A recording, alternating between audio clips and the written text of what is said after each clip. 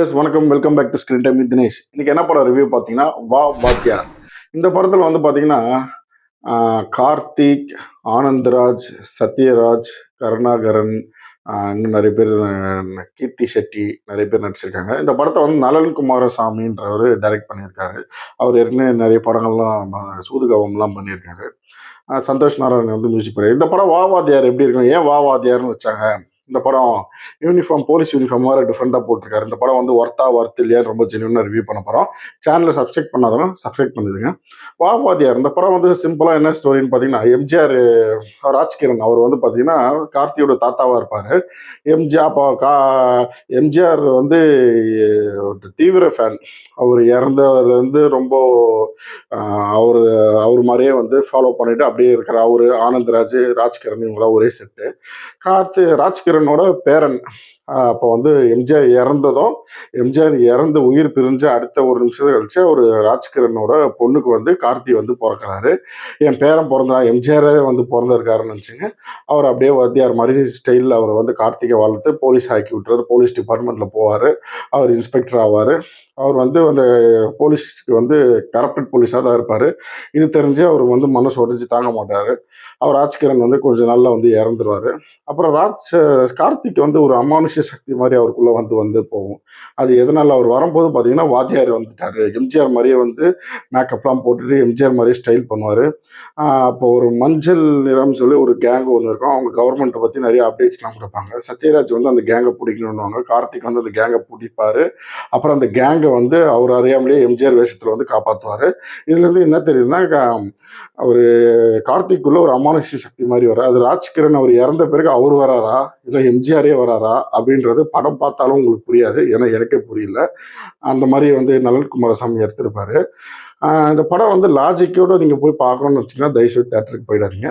லாஜிக்கே இல்லை, ஏதோ ஒரு படம் சும்மா போயிட்டு ஒரு 2 மணி நேரம் உட்காந்துட்டு, படமே 2 மணி நேரம் தான், சும்மா போர் அடிக்குது, இப்போ ஒரு 2 மணி நேரம் போய் டைம் பாஸ் பண்ணிட்டு வரணும் அப்படின்ற மட்டும் அந்த படத்தை போய் பாருங்கள். படத்தில் நல்ல ஸ்டோரி, ஒரு கனெக்டிவிட்டி இருக்கணும், நல்ல ஒரு பயங்கரமாக ஒரு எதிர்பார்த்து இந்த படம் போனீங்கன்னா தயவுசெய்து அந்த படம்லாம், அந்த மாதிரி படம்லாம் போய் ரிஸ்க் எடுக்க வேணாம். ஏன்னா போயிட்டு ஏன்னா சுத்தமாக ஏதோ ஒரு படம், அவர் திடீர்னு கார்த்திக் பார்த்தீங்கன்னா ஏதோ ஒரு சம்மந்தம் இல்லாமல் ஒரு போலீஸ் யூனிஃபார்ம் போட்டுருப்பாரு. அந்த மாதிரி வந்து ஒரு ரியல் போலீஸ்லாம் போட்டுனா கழுத்து சேர்த்து அடிச்சு சஸ்பென்ஷன் கொடுத்து வெளியில் தட்டி விட்ருவாங்க. அவர் ஒரு தனி யூனிஃபார்மில் இருப்பார்.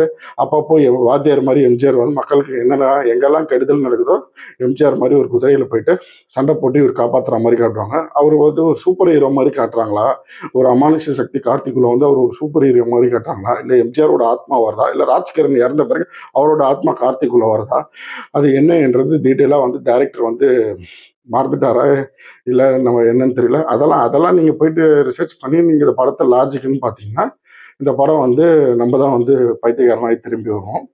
அதனால சும்மா அப்படியே போங்க. ஏதோ ஒரு சூப்பர் ஹீரோ படம், ஏதோ ஒரு படத்தை வந்து எடுத்து வச்சிருக்காங்க அப்படின்னு அதை சும்மா போய் பார்த்து டைம் பாஸ் பண்ணிட்டு வரலாம் அப்படின்ற பட்சத்தில் இந்த படத்தை வந்து ஒரு தடவை பார்க்கலாம். மற்றபடி நீங்கள் ரொம்ப எதிர்பார்த்து போகிற அளவுக்கு இந்த படம் வந்து அந்த அளவு வருத்தம் இல்லை.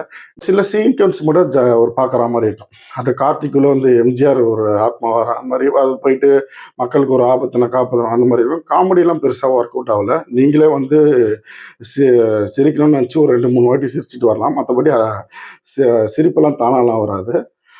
மற்றபடி ஓகே, ஏதோ போன ஒரு 2 மணி நேரம் உட்காந்து பாப்கார்ன் சாப்பிட்லாம், ஏசியில் உட்காந்துட்டு வரலாம் அப்படின்னா 190 ரூபா டிக்கெட்லாம் கொடுத்து மாலுக்கெலாம் அதெல்லாம் போகாதீங்க. ஏதோ லோக்கல் தேட்டரில் ஒரு 110 ரூபா டிக்கெட் அந்த மாதிரி இருந்தால் போய் டைம் ஸ்பெண்ட் பண்ணுங்க. ரொம்ப செலவு பண்ணி ஒரு 10 பேரோட போனீங்கன்னா, ஒரு மல்டிப்ளெக்ஸ் தேட்டர் போனீங்கன்னா 10 பேரோட டிக்கெட் என்னாச்சு, அங்கே பாப்கார்ன் செலவாச்சு. அந்த அளவுக்கு செலவு பண்ணி பார்க்குற அளவுக்கு ஒர்த்து கிடையாது. ஏன்னா அந்த காசை வந்து நீங்கள் வேறு ஏதோ பிரயோஜனமாக யூஸ் பண்ணுங்கள். டைம் இருந்தால், மூட் இருந்தால் பாருங்கள், இல்லைன்னா தேடி போய் பார்க்குற அளவுக்கு ஒர்த்து கிடையாது. இந்த படத்தோட ரேட்டிங் நம்ம சேனலில் என்னென்னு பார்த்தீங்கன்னா 2 out of 5. அதுக்கான வீடியோ பிடிச்சிருந்தா லைக் பண்ணுங்கள், ஷேர் பண்ணுங்கள், சப்ஸ்கிரைப் பண்ணுங்கள். தேங்க்யூ.